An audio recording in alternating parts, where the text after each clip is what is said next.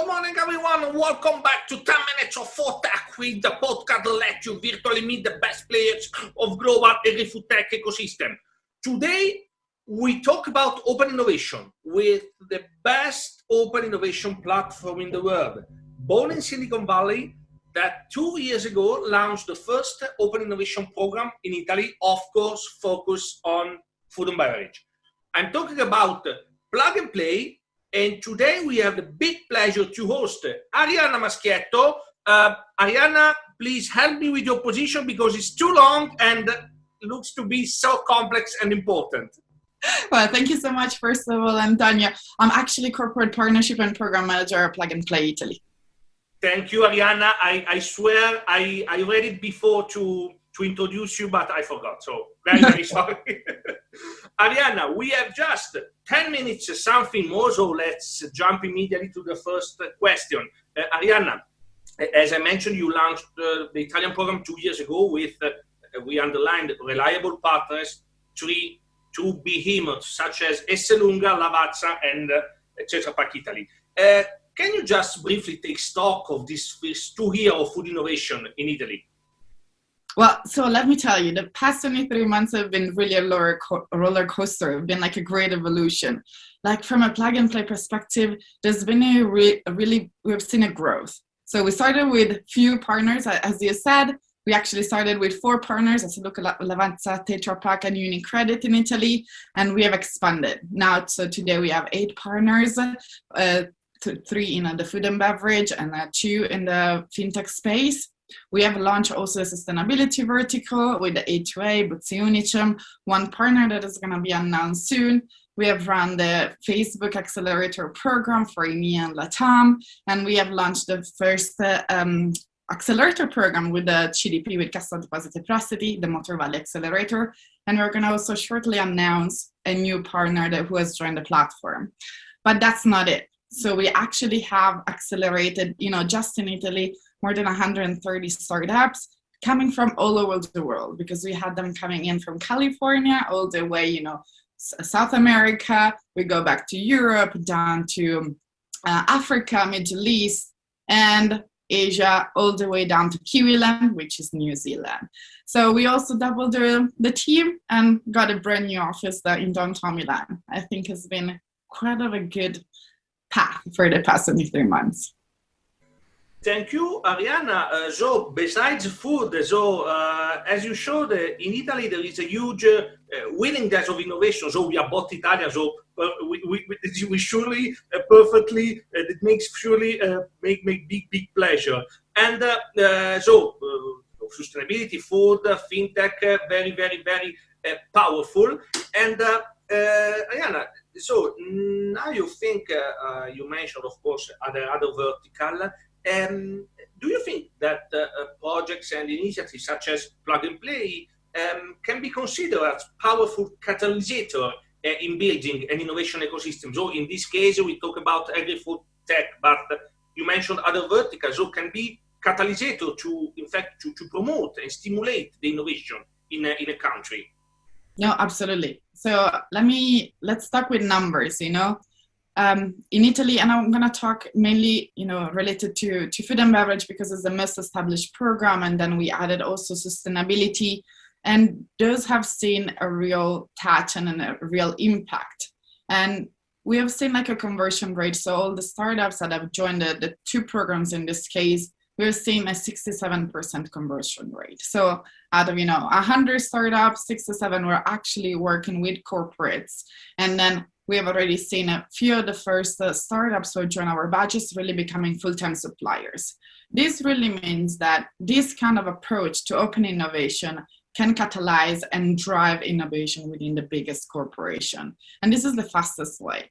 And why is this happening? Because then at the end of the day, it's like there are like articles every now and then saying that open innovation is not the right paradigm, but reality it is, because once you are clear in establishing a solid relationship, a super transparent one with your partner, you understand the needs all over the world. We have seen so many incredible startups that can deliver exactly what our corporate partner needs of. And so once you have that strong relationship, I think that is going to be, the key driver for landing innovation for real within a company. And at the end of the day, to catalyze this new path. So good, Arianna. You briefly mentioned the open innovation, corporate, and considering that innovation, and in our case, Foodtech, is a complex and wide matter. Do you think that open innovation could be the best way for corporate and small medium enterprises to bring innovation inside their company?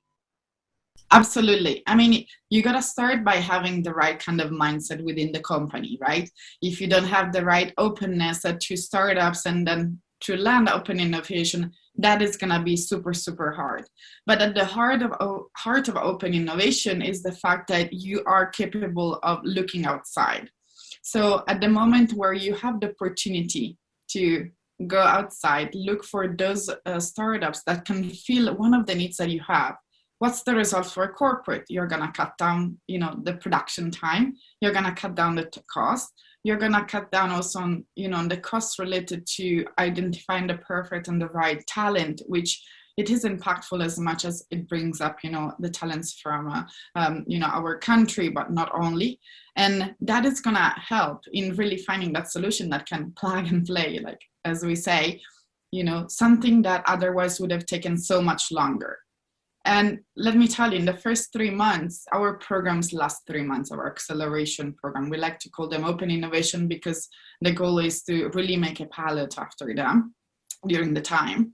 And the idea is that we start seeing the results. Then, of course, there are solutions for which 3 months are enough to see the outcome. There are solutions for which it takes a longer time. But that's just the start of a great beginning. And I think for what we have seen, 67% that I mentioned earlier, it's quite of a staggering number and quite of impressive. So once you have the real understanding internally of the corporate, I think that everything can be driven, and that is going to become, the real way to do innovation fast, in a fast way and a very effective way.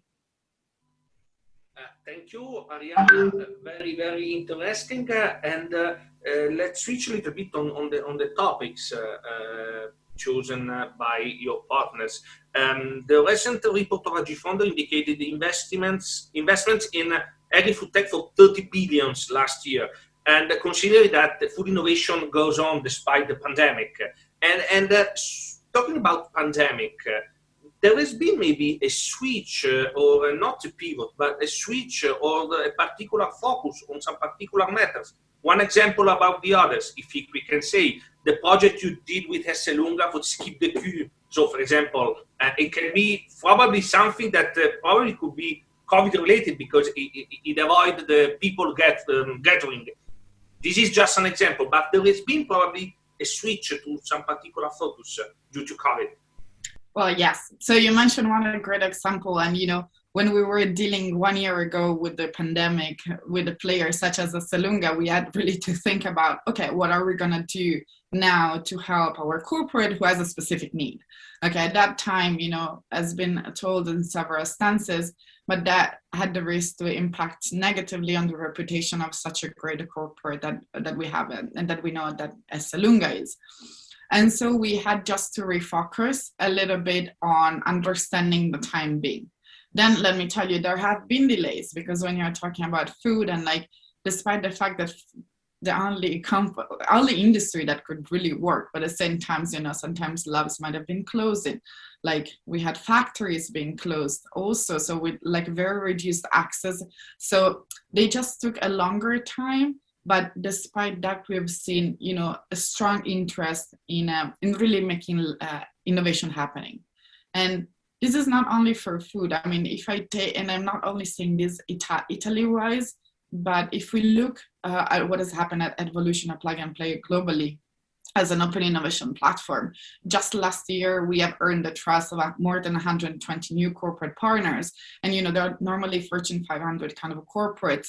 This really means that as we're seeing, when there is a trend of an economic downturn, the focus on innovation can be the only driver for you to stay afloat and to continue, living as a company.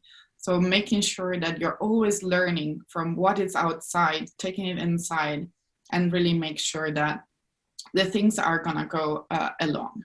So just to come back and, to closing on the question that you asked, yes, there has been a little bit of a switch in the terms of topics, but it hasn't been so dramatic for us to really cope with that. And since we're quite flexible and fast and lean as an organization, has been really easy to make sure that also our corporates were fast enough in receiving what they needed so that they could keep on, driving innovation internally.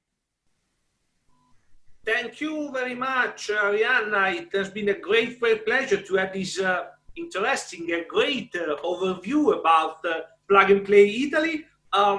Thank you, Arianna. So, of course, with you, see you, we're going to listen on Thursday on Clubhouse Room and Woman in Food that will be both in Italian, unfortunately. Guys, thank you very much and see you next week. Bye-bye. Thank you so much. It's been a pleasure. Ciao, Antonio. Bye, everyone. Ciao.